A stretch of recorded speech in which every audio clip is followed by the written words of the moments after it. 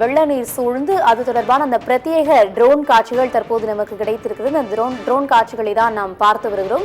கடலூர் மாவட்டம் இந்த ஃபெஞ்சல் புயல் காரணமாக கடுமையான ஒரு பாதிப்பை சந்தித்திருக்கிறது. குறிப்பாக கேடிஆர் குப்பம், திடீர் குப்பம், அல்பேட்டை இந்த பகுதிகளெல்லாம் வெள்ளத்தில் மூழ்கி இருக்கக்கூடிய அந்த காட்சிகளை நாம் ட்ரோன் காட்சி வாயிலாக தற்போது பார்த்து வருகிறோம்.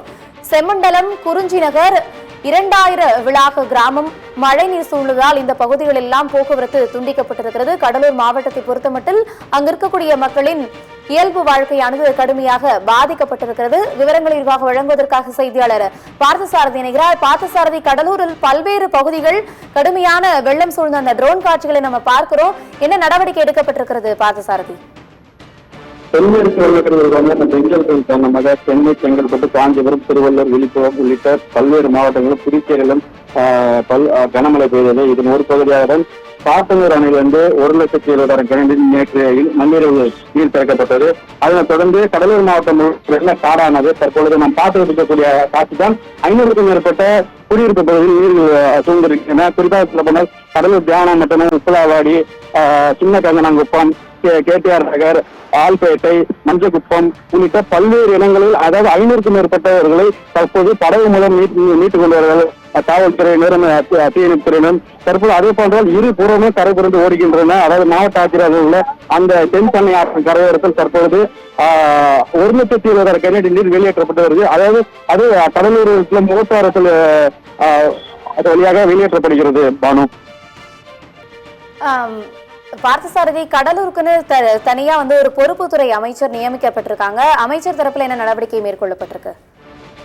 நம்ம அந்த காட்சிகளை பார்த்து கொண்டிருக்கிறோம். அதாவது வேளாண் துறை அமைச்சர் MRK பன்னீர்செல்வம், சிறப்பு அதிகாரி ககன்தீப் சிங் பேடி, மாவட்ட ஆட்சியர் சிடி ஆட்சியர் செந்தில்குமார் உள்ளிட்டோர் பல்வேறு இடங்களில் ஆய்வு மேற்கொண்டு அவர்கள் பாதிக்கப்பட்ட மக்களை முகாமில் தங்க வைக்கிறார்கள். அவருக்கு தேவையான மருத்துவ முகாம்கள் அமைக்கப்பட்டிருக்கின்றன. தற்போது மஞ்சக்குப்பத்தில் உள்ள விக்னேஷ் நகரில் அவர்களுக்கு மருத்துவ முகாம்கள் அமைக்கப்பட்டிருக்கின்றன. அதே போன்று ஒவ்வொரு பகுதிகளாக கண்டறிந்து அவர்களை பாதுகாப்பான, அதாவது அரசு சார்பில் இருக்கக்கூடிய பள்ளிகள், அதை சமுதாய கூடங்கள் தங்க வைக்கப்பட்டு அவர்களுக்கு மருத்துவ முகாம்கள், அதே போன்று அடிப்படை வசதி, தண்ணீர், குடிநீர் வசதி உள்ளிட்ட அனைத்து வசதிகளும் வழங்கப்பட்டு வருகின்றன. இருந்த போதிலும் மக்கள் அதாவது எதிர்பாராத விதமாக நேற்று நள்ளிரவில் அதாவது சாத்தனூர் அணை திறக்கப்பட்டதால் மக்கள் வெளியே முடியாத சூழ்நிலை ஏற்பட்டது. அந்த காட்சியை நம்ம தொடர்ந்து சத்தியம் தொலைக்காட்சியில் கடந்த 3 நாட்களாக காத்துக் கொண்டிருக்கிறோம். பிரத்யேக கல்வி காட்சியிலும் குறிப்பாக சொல்ல போது அருகில் இருக்கக்கூடிய வெள்ளப்பாக்கம் பகுதியில் விவசாயங்கள் அதிக அளவில் பாதிக்கப்பட்டிருக்க. அதே போல மருதாடு, பன்ருட்டி, பகண்டை உள்ளிட்ட பல்வேறு பல்லாயிரக்கணக்கான விவசாய நிலங்கள் பாதிக்கப்பட்டன. அதாவது வேளாண் துறை அமைச்சர் 33% பாதிக்கப்பட்டால் மட்டுமே இழப்பீடு வழங்க முடியும் என்று கூறினார்.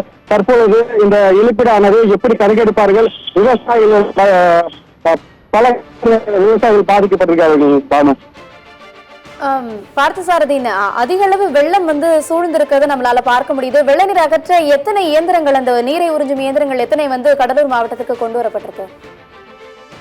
200க்கும் மேற்பட்ட அந்த இயந்திரங்கள் இருந்தாலும் தற்பொழுது மக்களானது உள்ளே இருக்கிறார்கள். அவர்கள் அதாவது கட்டுப்பாட்டு அறைக்கு போன் மூலம் 10 என்ற நம்பருக்கு போன் செய்து அவர்களுக்கு அடிப்படை உதவி செய்கிறார்கள். அதாவது சில இடங்களில் மீட்கப்படாத சூழ்நிலை அவர்களுக்கு உணவு வழங்கப்படுகின்றன. அதாவது தீயணைப்பு சார்பிலும் காவல்துறை சார்பிலும் மீட்கப்படுகிறார்கள்.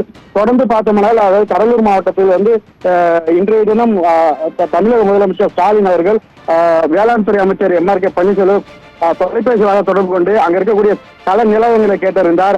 அதே போன்று நேற்றைய தினம் முதல்வர் அவர்கள் KNCயில் இருக்கக்கூடிய முகாமில் தங்கப்பட்டிருந்த அவர்களுக்கு தேவையான அடிப்படை வசதியாக வழங்கினார். தொடர்ந்து அரசு திருத்தப்பணியில் ஈடுபட்டாலும் மக்கள் வெறும் சிரமத்தில் இருக்கிறார்கள். பானு,